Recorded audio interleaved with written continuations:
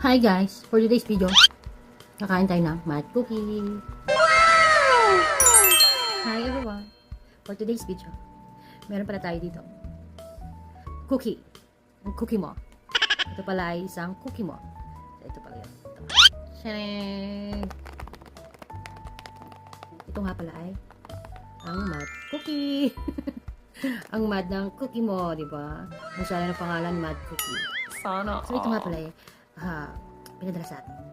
Then, try natin i-review kung masarap. Pili ko, at actually, natikman ko na siya. Natikman ko na siya before, itong cookie na to kasi may nagbigay. So, ito isang box na ang binigay niya dahil siguro, ay nagtanong, masarap, binigyan tayo ng isang box. So, ano ba yung nilalaman ng isang box na to? Tignan natin. May tignan ba? Shit! Ginagawa mo. Tapos, ito na yan. 1, 2, 3. Ito ba? Yarn. Kita diba? So, assorted na siya mga mi. O, diba? Ansyala. Assorted na siya. Meron siyang, ano ba to? Red velvet ata to. Something like. Red velvet. Tapos, may parang original. Original siya. Na may ano yun? May Cadbury ata sa unahan. Oh, wow! Diba? Tapos, meron din siyang mallows. Ano ba tawag ito? Parang, ano yung sa ibang bansa? S'mores. Diba? Parang s'mores siya. Pinandatingan niya. So, may para siyang toasted or roasted mallows sa ibabaw. Then, meron siya yung siguro, I think this is original na may something oat.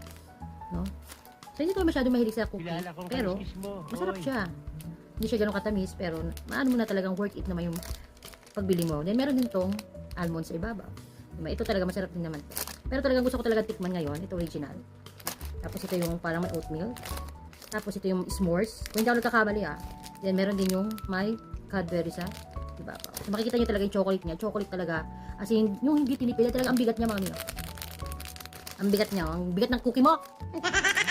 Ang bigat. So, ito yung red velvet. Ito yung gusto ko tikman. So, ito may 6 pieces na siya sa isang box.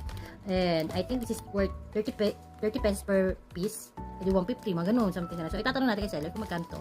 So, basta yung pinaka point of view natin dito is yung lasa. Kung masarap pa talaga si mad cookie. Diba? Si mad cookie kasi, talaga namang, alam mo yun, ang bigat niya. Ang bigat yung ano, parang, pag nakita mo, maano ka agad.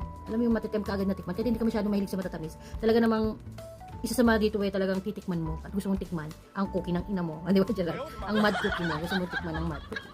So, ito ni red velvet. So, ito yung talaga yung pinaka gusto ko or bet kong matikman dito. Ito siya. So, open natin. Ang bilis lang din niya tanggalin. O, di ba? Gagawin nila.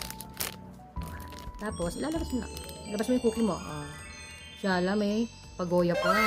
So, ang bigat niya, talagang alam mo yung siksik. Napaka-worth it naman sa ano.